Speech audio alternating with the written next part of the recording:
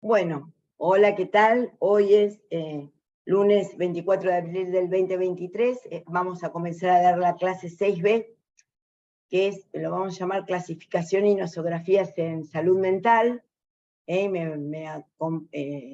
Estamos en salud mental dentro de la carrera de medicina de la Escuela Superior de Medicina de la Universidad Nacional de Mar del Plata. Me acompañan en la clase el doctor Marcos Aymar y el licenciado Hernán López Morales. Bueno, vamos a entrar en un tema muy importante también, que es la clasificación de lo que podríamos llamar los padecimientos mentales, la clasificación de lo que podríamos llamar para la psiquiatría tradicional enfermedades mentales, ¿no? Trastornos y padecimientos a partir de la ley de salud mental, ¿no? Y lo que me parece muy importante es que retomemos algo de lo que les veníamos diciendo, que no hay una única clasificación de la patología, ni una única clasificación de los trastornos, y en principio, para que después el doctor Marcos Aymar y el licenciado les den los del DCM, que ahora voy a entrar, les quiero decir que en particular, tanto quien les habla como el doctor Aymar, como el licenciado López Morales, hemos estudiado psiquiatría clásica, y dentro de la psiquiatría clásica, que están los autores clásicos de la psiquiatría, había varias clasificaciones de las enfermedades mentales. Es toda una discusión dentro del campo de la psiquiatría que es muy interesante. Después vamos a pensar en esa sería la clínica psiquiátrica tradicional. También vamos a considerar la clínica psicoanalítica, y vamos a considerar también los que son las nuevas formas de diagnosticar. Vamos a empezar diciendo esto, que para la psiquiatría clásica había síndromes, y según cada escuela alemana y francesa, tenían cada una nosografía particular. De allí, de todo lo que fue a partir de Pinel, digamos, y tiene como su máxima esplendor en los años 50, podríamos decir, aparece toda la psiquiatría clásica con toda su nosografía impresionantemente dicha, como dice Paul Bergerie. Nadie pudo hacer una clasificación de la clínica psiquiátrica como hicieron los clásicos.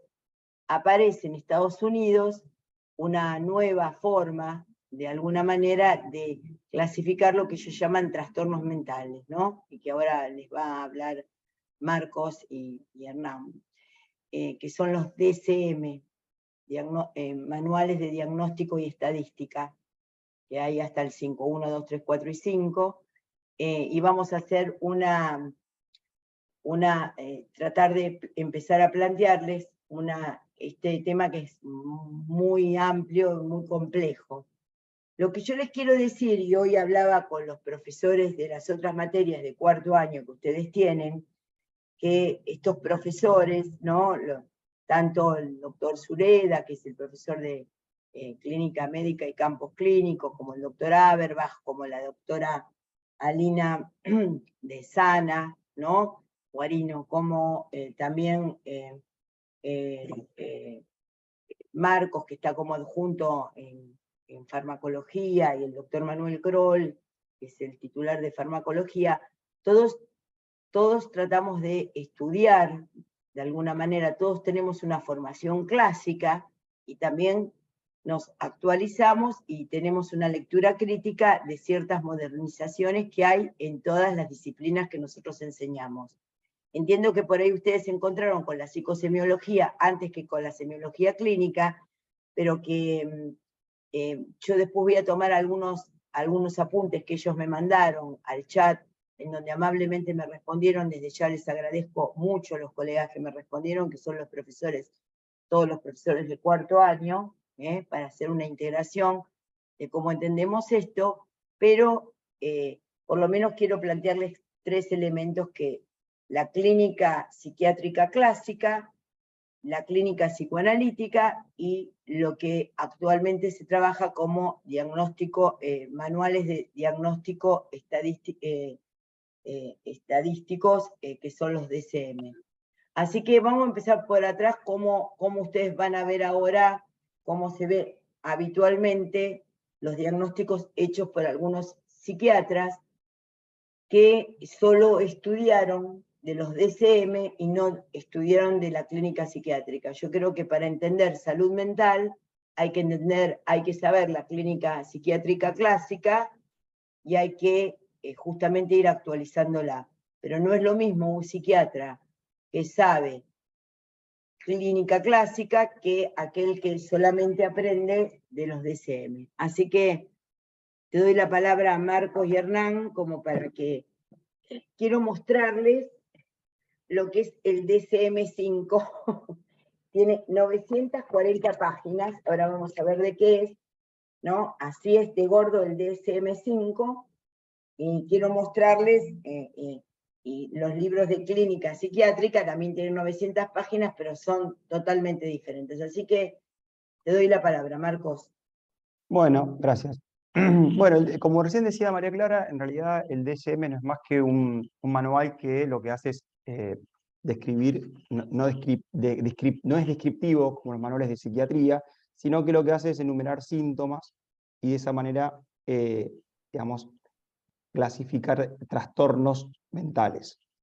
Bueno, empezó con el número 1, eso fue en 1950, más o menos 52, el primer manual, y después se fueron haciendo nuevas versiones, y la última es esta que recién les muestra María Clara, que es la de que se hizo en el 2013, tiene 10 años, que tiene número 5, el resto eran con números romanos, en detalle. Y se han hecho también revisiones, tratados revisados, o sea que después del 4 está el TR, o sea, bueno, hay como distintas versiones de cada número. Es más, Marcos, creo que ahora... ¿puedo interrumpirte en Sí. una cuestión? Los manuales diagnósticos y estadísticos hechos por la Sociedad Americana, que es de lo que les estamos hablando, le está hablando ahora el doctor, no toma el síntoma como el psicoanálisis, ni por lo que refiere el paciente. En general toma conductas descriptivas, digamos. No toma al síntoma como clásicamente se toma en medicina lo que refiere el paciente y al signo lo que ve el médico. Entonces, no es como una clasificación de síntomas, es podríamos decir, una clasificación de, como dice el doctor, trastornos, conductas, ¿no? Situaciones descriptivas, pero no tiene la importancia que en psicoanálisis se le da al síntoma, ¿no? Ahí habría una diferenciación ya, ¿no? Sí.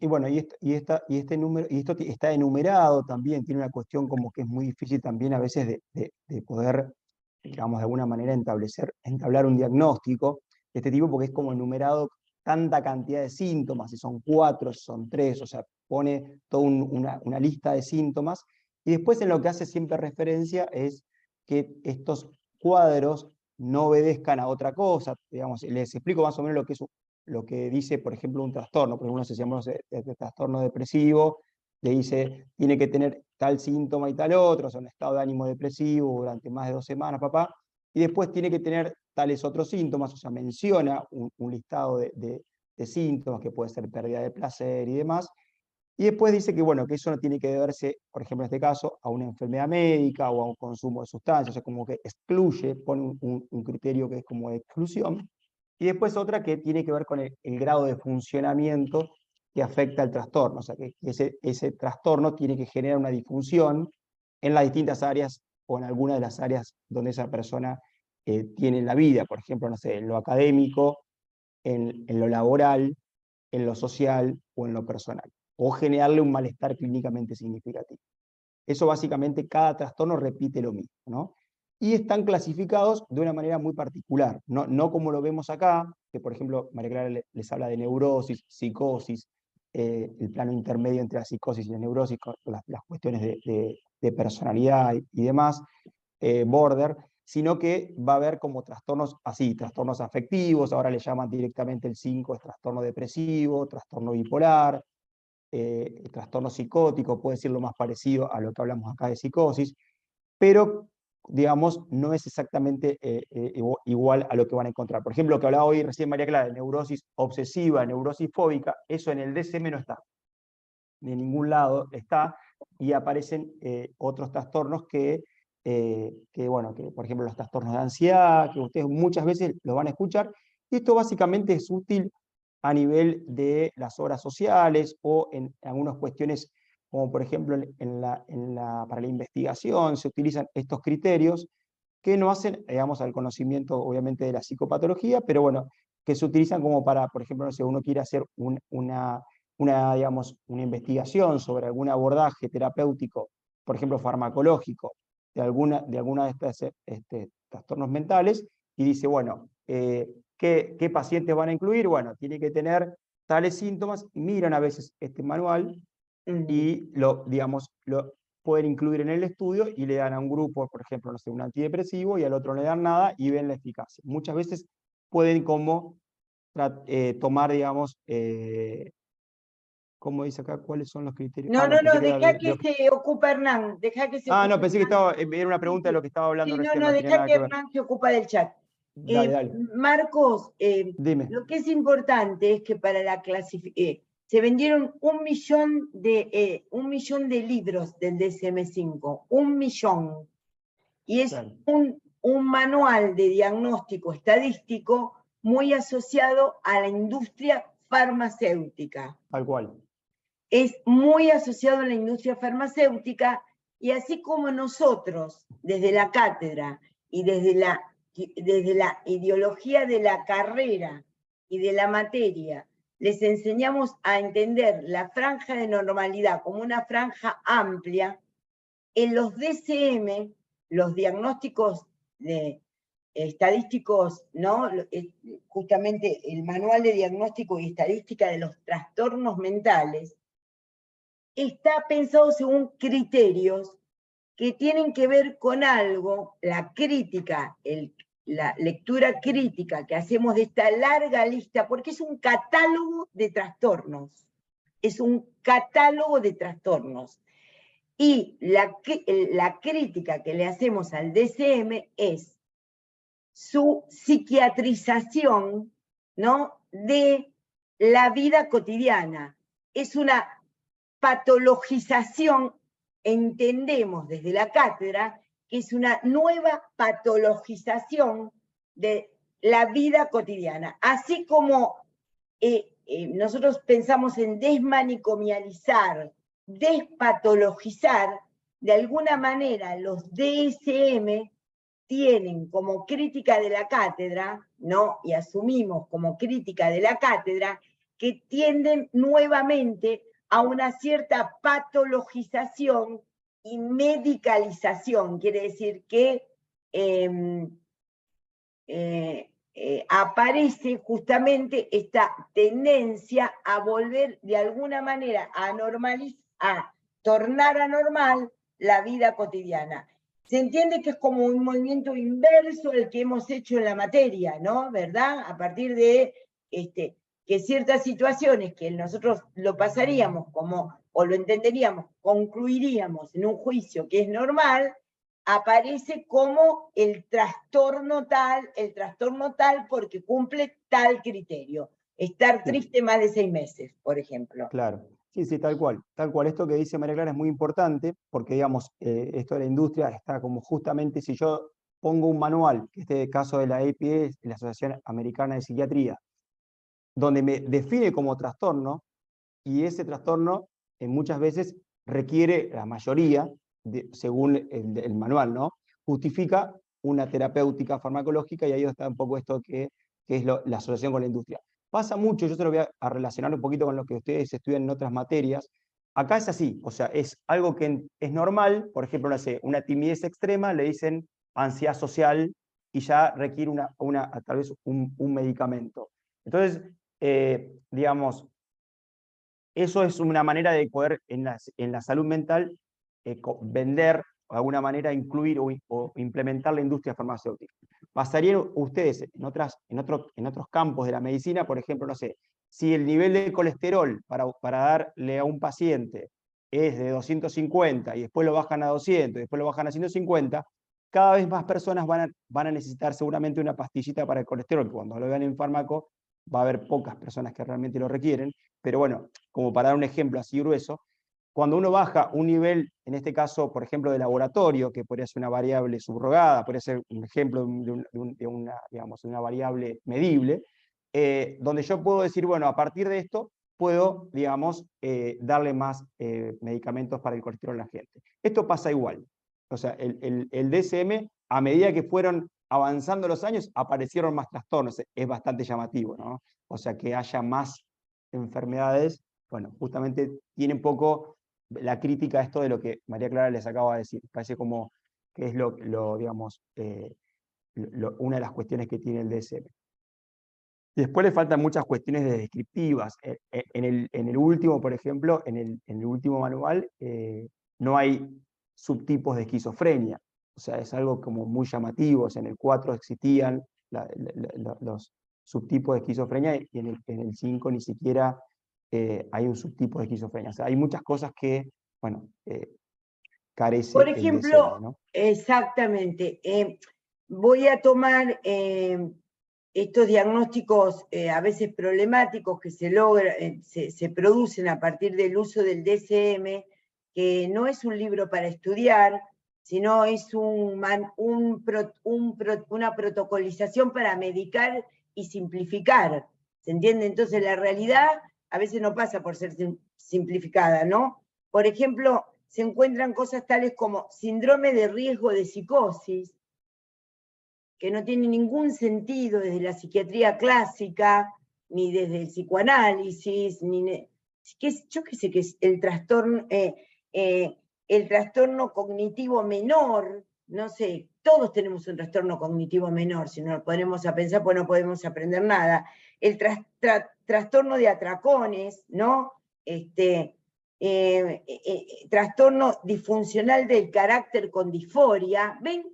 Todos caeríamos en algún tipo de trastorno, porque todos somos un poco trastornados, ¿se entiende? Entonces todos caeríamos, por ejemplo, adicciones conductuales, que sería incluida en la noción adicciones a sustancias, y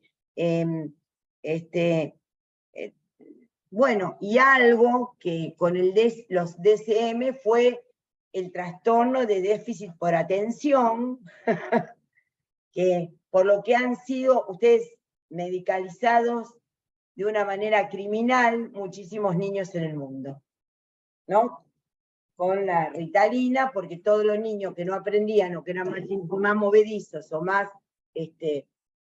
vuelve a ser una forma de, con un criterio de normalización, anormalizaron todo, digamos, en lugar de entender por dónde iba tal situación, digamos, la transformaron en un trastorno. Lo que eran particularizaciones de las personas se fueron generalizando y convirtiendo en trastornos. Sí. En relación a esto, María Clara, es importante, sobre todo porque hace poquitito salió una nota donde parece, digamos, la nota publicada era que un estudio muy importante realizado en los Estados Unidos había mostrado que 1 de cada 44 niños tenía autismo, ¿no? Esto implicaba un aumento bastante significativo con respecto a hacia 2 años, donde 1 de cada 54 niños tenía autismo, e implica un 241% el aumento de prevalencia de autismo si se tienen en cuenta los indicadores reportados en el año 2000. O sea, uno tranquilamente podría creer en una hipótesis, che, ¿qué está pasando? ¿Qué factores están provocando este aumento sostenido y paulatino de autismo? O creo que también es una lectura posible y tal vez, digamos, de las más rigurosas, empezar a pensar cuáles son esos criterios diagnósticos, ¿no? Porque no necesariamente, digamos, observar un aumento de prevalencia responde a la realidad clínica, ¿no? de estas patologías o de estos cuadros, sino que muchas veces responde a la falta de sensibilidad de los criterios diagnósticos, ¿no? Y en esta línea es que tanto Marcos como María Clara hablábamos de lo extremadamente poco sensible, que son algunos de estos criterios, porque hace que sean suficientemente endebles como para que muchas personas que estarían dentro del rango de la normalidad se vean diagnosticados por un cuadro de este tipo. Ni hablar, digamos, los efectos que puede tener este tipo de diagnósticos en niños, ¿no? 241% es el aumento de la prevalencia con respecto al año 2000, ¿no? Es un disparate, ¿no? Ustedes se dan cuenta, con esto que les estamos planteando, que la crítica que tenemos es que justamente en el momento de concluir un juicio clínico sobre esto, no hay un juicio clínico, sino que se intenta, claro, ahí está Patricia de Sánchez, que si querés intervenir ahora, ves como era directamente tu pregunta que no quedó grabada, viene exactamente a lo que estamos planteando, digamos, como por ahí, si vamos a pensar el trastorno de nerviosismo preexamen, todos tendríamos que ser medicados y todos teníamos trastorno de... Sí, porque la vida justamente normal pasa por alteraciones de la timia, obviamente. ¿Quién va a estar contento todos los días? Un retardado mental, digamos, ¿me entiende? ¿Quién va a estar contento todos los días? ¿Quién no va a tener dificultades? Digamos, el problema es que el DSM, al hacer es como si ustedes, yo hoy le pedí a Joaquín y al doctor Joaquín Aberbach y al doctor Sureda que me mandaran, un instante, integración cuarto año, que me mandaran, por ejemplo, ¿no? Ustedes están estudiando, ¿no? Por ejemplo, textos de, por ejemplo, Ferrera Harrison, lo de medicina familiar, Rubinstein, Zurro, bueno, también tienen recursos online, me dice Joaquín, por ejemplo, entonces, justamente, es como si ustedes, en lugar de aprender clínica médica de acá, de estos textos, o de aprender como me dice la doctora la adjunta de Sana, ¿no? La titular de Sana, Alina Guarino, toma los textos de Reichenbach, el titular, y también Nelson, Morano, Sociedades Científicas y Ministerios, ustedes aprendieran clínica médica o Sana, digamos, de un manual de trastornos por el que tienen que medicar. Obviamente que la clínica médica que hagan o la pediatría que hagan va a estar restringida a una presencia de ciertas conductas en donde los va directamente llevar a medicar y a pensar la patología, ¿se entiende? No se puede estudiar del DSM, no se puede estudiar del DSM porque no es un libro, es un manual, es una clasificación protocolizada, digamos, un catálogo de trastornos conductuales en donde aparecen ciertos criterios patologizantes de la conducta cotidiana. Entonces, esa es la crítica. Vamos a dar el más famoso de los famosos, de los famosísimos, hay dos, que instaló el DSM. Uno, ¿cuál es? Todos lo saben. ¿Quién tiene conocidos, primos, tías, madres, padres, abuelos? ¿Quién no ha escuchado panic attack? ¿No? El ataque de pánico o la cuestión de la ansiedad generalizada es algo que instaló el DSM. Entonces toda la gente viene diciendo que tiene ataques de pánico, que son diferentes cosas, desde un infarto de miocardio hasta ponerse nervioso porque va a dar un examen o tener insomnio de noche, pero hasta los otorrinolaringólogos le dicen a la gente que cuando tiene reflujo, digamos, y tienen tos por reflujo, eso también puede corresponder a un panic attack. Y el panic attack tiene una resolución, que es un protocolo de medicalización. ¿Se entiende entonces cómo? Y esa es la gran figura, ¿no? Marcos y Hernán, no sé cómo. Y la otra gran figura es el trastorno obsesivo compulsivo, que hay hasta obra de teatro que se llama toc, toc, toc, toc, entonces todo el mundo dice, ay, tengo un TOC. Ni saben lo que es, obviamente, no saben ni lo que es un trastorno, ni lo que es obsesivo, ni lo que es compulsivo. Porque para todo eso nos hemos pelado la pestaña, digamos, estudiando diferentes libros. Pero han logrado simplificaciones, pero que son muy patologizantes de la vida cotidiana. Han hecho lo opuesto a Freud. Anda, Iván, anda, tenés que ir a Sana. ¿No querés intervenir, Patricia? Te doy... Habla, no sé si tenés cámara. ¿Tenés cámara? Sí, tengo. Ah, dale. ¿Dónde estás? A ver, pará. Si vos hablas un minutito, yo te puedo ver en la cámara y te puedo sumar. Ahí está, ahora te veo. Sí, ahora, gracias, sí. Sí. Sí, lo que quería hablar es que, bueno, la área de psiquiatría me gusta un montón, entonces estoy siempre leyendo alguna cosa. Sí. Y lo que pienso,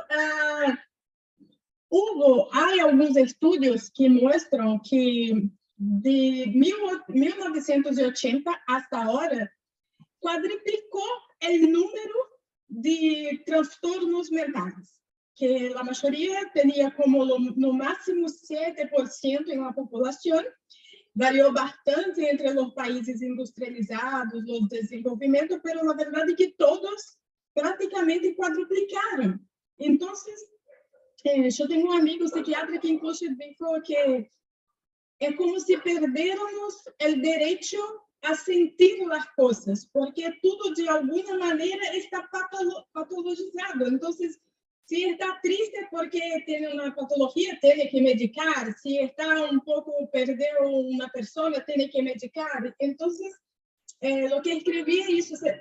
La modernidad también no tiene una cierta culpa en esto, porque tenemos que estar felices todo el tiempo, sanos todo el tiempo. O sea, todo es patológico, no podemos sentir nada.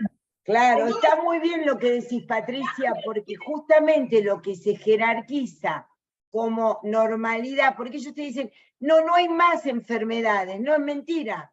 Hay tantas enfermedades como presentaciones tiene la subjetividad de cada persona.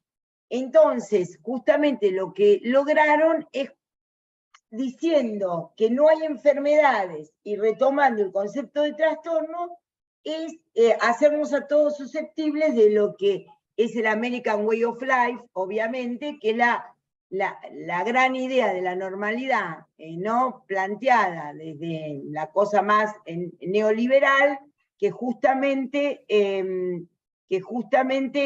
aparece como la adaptación.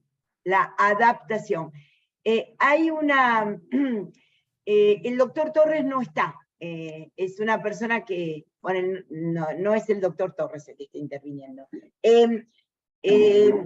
Entonces, digo para los que leen el chat, entonces, de alguna manera, lo que está en juego es la dimensión de esto que estás diciendo vos, es muy interesante, porque no nos deja sentirnos mal, se modifica la psicopatología de la vida cotidiana, en donde Freud dice, bueno, también está justamente en la ansiedad, en la angustia, en la inhibición, el síntoma de la angustia, transcurre nuestra vida cotidiana, que es el malestar en la cultura.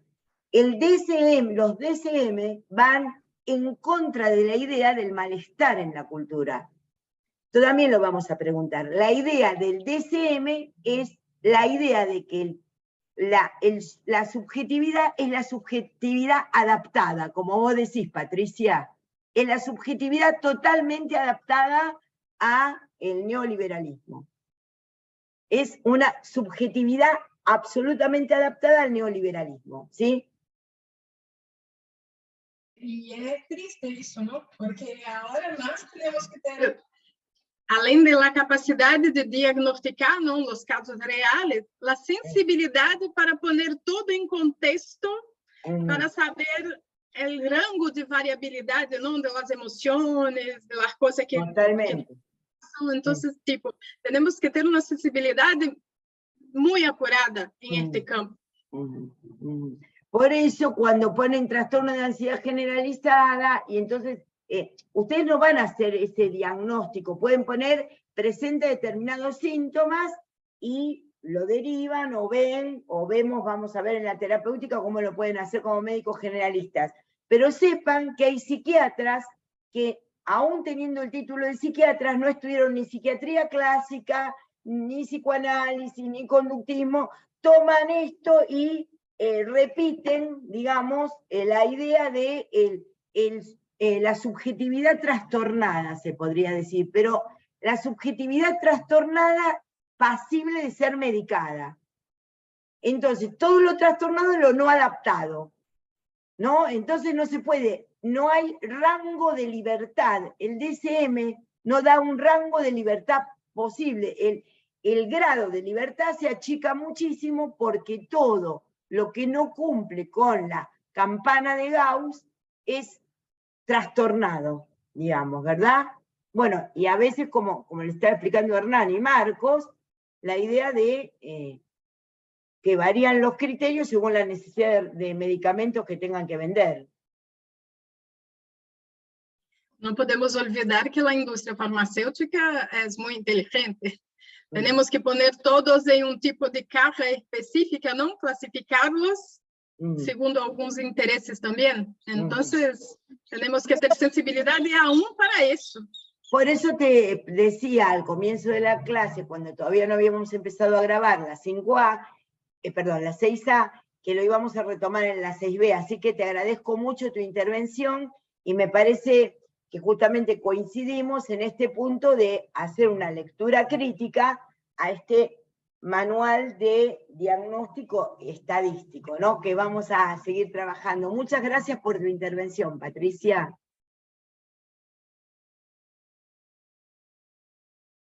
Sí. Entonces se entiende, ¿no? Que con la clínica psiquiátrica vamos a ir viendo síndromes, vamos a ir viendo nosografías. Con la clínica psicoanalítica nos vamos a entender al hombre y a las mujeres en el malestar en la cultura, y el DSM saca el malestar en la cultura como algo que es inherente a nuestra vida en sociedad y torna ciertas reacciones que tienen que ver con el malestar en la cultura en trastornos medicables. Continuemos. Bueno, por ahí un poco más para, como no sé, como para comentar algo más de estos manuales, como para que tengan alguna idea. Hay otro manual que es el CIE 10, que es digamos, en ese manual ustedes lo van a tener como más familiarizado. Hago un pequeño comentario porque por ahí lo pueden ver. Porque el manual en el CIE 10 están todas las enfermedades médicas, no solamente digamos, como el DSM, que solamente es psiquiatría. Y el DSM hace como de alguna manera un paralelismo. Que no se llama psiquiatría, sino que mirá, ¿no? Ahí aparece mentales, ¿no? Sí, trastornos mentales, exacto. Y ahí ponen, este que tiene María Clara, el DSM pone entre paréntesis los, digamos, códigos del CIE 10, que es el de la OMS. O sea, el otro es, digamos, de la OMS y este es de la Sociedad Americana de Psiquiatría. Después hay como, bueno, algunos cambios que surgieron, me parece interesante, entre el anterior y este. El anterior quedó medio pegado un poco, me parece, cuesta como, si bien pasaron 10 años, hay muchas cosas que se siguen usando del anterior, esto de los ejes, que un poco supuestamente... Lo hablábamos en la reunión de cátedra. Sí, lo hablábamos en la reunión. El DSM-4 hacía mención a 5 ejes. Ejes quiere decir que, digamos, en cada eje uno tenía que poner, o tiene que poner, digamos, corresponde a algo. El eje 1 es lo que serían los trastornos psiquiátricos, por decirlo de una manera, o sea, por ejemplo, si hablamos de trastorno de pánico, iría en el eje 1. El eje 2 van los trastornos de la personalidad y la debilidad mental. En el eje 3 van las enfermedades médicas. Los trastornos de personalidad vamos a entenderlo como lo premórbido, ¿no? Lo que correspondería a la personalidad de base, que ellos también tienen otra clasificación, ¿no? Sí. Claro, exacto. Después en el 3 ustedes podrían poner todas las enfermedades médicas. Esto por ahí lo van a ver, los comento porque por ahí a lo mejor, bueno, si no hacen salud mental no, pero hoy siguen vigentes porque lo siguen exigiendo principalmente obras sociales, esta cuestión de la nomenclatura en este tipo de forma, ¿no? Y en el 3 son todas las enfermedades médicas, por ejemplo, hipertensión, hipotiroidismo, insuficiencia cardíaca. En el 4 van los problemas psicosociales, o sea, si por ejemplo el trastorno mental está asociado a un problema familiar, al problema laboral, o sea, con qué vinculación, qué vínculo tiene el trastorno con alguna cuestión psicosocial, y después hace una escala, que es una escala de evaluación de la actividad global, que es el eje 5, que va del 0 al 100, y bueno, y ahí cada punto va de 10 en 10, y aparece, ustedes si lo ven, les va a decir, no sé, entre 30 y 40, aparece ciertas características, y ustedes tienen que, digamos, incluir al paciente en alguna de las escalas. Eso básicamente tiene que ver con los ejes. Después, no sé, alguna otra cuestión así interesante del DSM no tiene mucho más, pero bueno, básicamente es un poco esto que veníamos viendo. El tema muchas veces del aumento de la cantidad de trastornos o de personas con trastornos mentales, tiene que ver un poco con esto, ¿no? Con los criterios que, bueno, que se van como ampliando la cantidad de problemas, ¿no? A ver, No se Paula. escuchó. No se escuchó nada. No, A ver si lo a querés ver, hacer en voz alta. Paula, los ejes que estás nombrando, ¿de qué manual son? De los DSM hasta el 4. Claro. Se llamaba multiaxial, porque tenía los 5 ejes, que los psiquiatras tampoco lo memorizaban a qué correspondía cada uno, ¿viste? Cada uno agarraba en ese momento el resumen del DSM-4, ¿o no, Marcos? Sí, tal cual. Esto que Cada está uno lo haciendo agarraba, es como si ustedes estuvieran en la guardia de una CAPS, y en lugar de saber medicina y atender al paciente, agarraran un vademecum e intentaran entender al paciente por lo que dice el vademecum. ¿O no, Marcos? Claro, tal cual. Aparte como muy, digamos, Es tomar, muy difícil. bueno, para el dolor de panza, tomo dolor de panza, voy buscapina. Claro, pero uno puede decir, bueno, tiene un dolor abdominal. El dolor abdominal puede corresponder, bueno, hago la entrevista, digamos, por eso les digo, lo que les puede enseñar lo que les enseña el doctor Sureda, el doctor Aberbach, los otros profesores de clínica médica, lo que les puede enseñar la doctora Guarino, ¿me entienden? En Sana, lo que les puede enseñar el doctor Clor en farmacología, es porque, o lo que también, la verdad, podemos transmitirles nosotros desde la cátedra, es porque hemos estudiado los fundamentos de esas cuestiones. No es que agarramos un vademecum y damos el teórico, no sé si se entiende, porque para dolor de panza, la vecina le dice, tomate una buscapina compuesta, y uno puede decir, bueno, por ahí tiene un embarazo ectópico. Entonces, uno podría decir,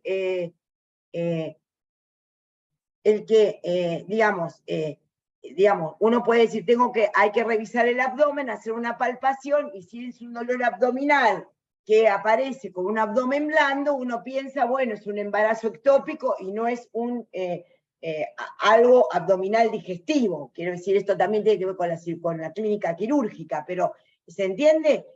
Quiero decirle que todos los que estamos en cada una de las asignaturas de medicina no hemos estudiado de vademecums que nos mandan a dar remedios, sino justamente tenemos un discurso sobre la especialidad que cada uno desarrollamos, que bueno, de alguna manera nos ha llevado a poder transmitirles lo que cada uno sabe de la medicina y sus aledaños. Hernán, me parece que tenías ahí unas respuestas para el chat, ¿verdad? Sí, Sí, ahí preguntaron ahí. aprovecho y lo activo. ¿Querés responder, Marcos? Porque Sí, se confundieron entre el CIE-10 y el DSM en relación sí, al eje más de salud médica. sí, ahí leí la pregunta. Sí, en realidad cuando yo menciono los ejes estos, el eje 3, el DSM-4 tiene esos 5 ejes. Y el 3 Hasta el DSM-4. hasta el 4. El 5, que 1, es el que está 2, bien. 3, 4, y sus modificaciones era multiaxial. Exacto. Eso, Y pero es mental el DSM, es una claro, es mental. Pero la pregunta, manual de ahí les quedó diagnóstico estadístico de trastornos sí, mentales, ¿sí? le quedó la duda ahí porque yo le puse en el eje 3 trastornos médicos y piensan que también, preguntan si incluye trastornos médicos y mentales. No, es de salud mental. Pero el eje 3 te pedía que vos enumeres los trastornos médicos, las enfermedades médicas que tiene el paciente. No es que Por el ejemplo, manual. diabetes. Claro, pero le ponías, y si no tiene nada, pones eje 3, nada. Digamos, tenés que, eso es nada más, pero no es que vas a encontrar diabetes en el DSM. Eso es un poco. Y el Básicamente. CIE es un trastorno de, es una clasificación de todas las enfermedades médicas, digamos, todas las enfermedades, no solo de psiquiatría. El DSM es diagnóstico, manual de diagnóstico y estadístico de los trastornos mentales, los DSM. El CIE es de todas las enfermedades, incluido también psiquiatría. Acuérdense, miren cómo acá aparece mental y no aparece psiquiatría, porque como algunos criterios no son de la psiquiatría clásica y está hecho en Estados Unidos, no toman lo que uno sabe de la clínica psiquiátrica clásica. Hernán, ¿querés decir algo más para ir terminando? No, básicamente esto que dice Marcos y hablar de que la intención del DSM en algún punto era operacionalizar los trastornos mentales, ¿no? Con esta idea de volverlos más fácilmente medibles, ¿no? Que un poco se aleja de los modelos más estructurales, que ya María Clara va a comentar cuando hablemos de psicosis, neurosis, perversión. Los modelos más fenomenológicos, como el del DSM, ¿no? Intenta en algún punto volver operacionalizable la depresión. Significa que la depresión va a ser descrita en función de cómo mido la depresión. Sería como la definición operacional de la variable. Lo deben haber visto en PIAS o en alguna materia, ¿no? Entonces, la depresión queda resumida a aspectos fenomenológicos, ¿no? A la descripción de algunas conductas, comportamientos, dificultades cognitivas, hábitos. Entonces, en el afán de volverlo medible, es que se reduce una categoría nosográfica, en este caso la depresión, la ansiedad, a un conjunto de indicadores, ¿sí? Esto es importante porque es lo que en algún punto nos va a permitir diferenciar modelos más fenomenológicos, ¿sí? De modelos más estructurales, que es un poco la intención que vamos a tener en las próximas clases, ¿no? Poder hablar de aspectos más descriptivos, más fenomenológicos, ¿sí? Donde nos vamos a valer también de la psicosemiología, al igual digamos, al mismo tiempo que nos valemos de la psicosemiología también, para hacer una descripción más de estructuras clínicas, ¿sí? Como que quede claro esa diferencia. No son dos sistemas distintos de entender la psicopatología, que pueden dialogar y demás, pero responden a categorías epistemológicas, ontológicas, incluso éticas distintas, ¿sí? Ese comentario nada más. Bueno, muy bien. El próximo lunes es 1 de mayo, así que no va a haber teórico. Les deseo feliz día del trabajador y de la trabajadora a todos los que trabajamos en esto. Bueno, y les envío un cordial saludo. Nos vemos próximamente después del 1 de mayo. Bueno, un saludo cordial y esta ha sido una aproximación a lo que es una crítica al DSM, a los DSM, como nos pareció oportuno. Después seguiremos con nosografías diferentes, como planteó Hernán. Un saludo cordial y terminamos la clase. Chau, chau, gracias. Chao, nos vemos. Chau.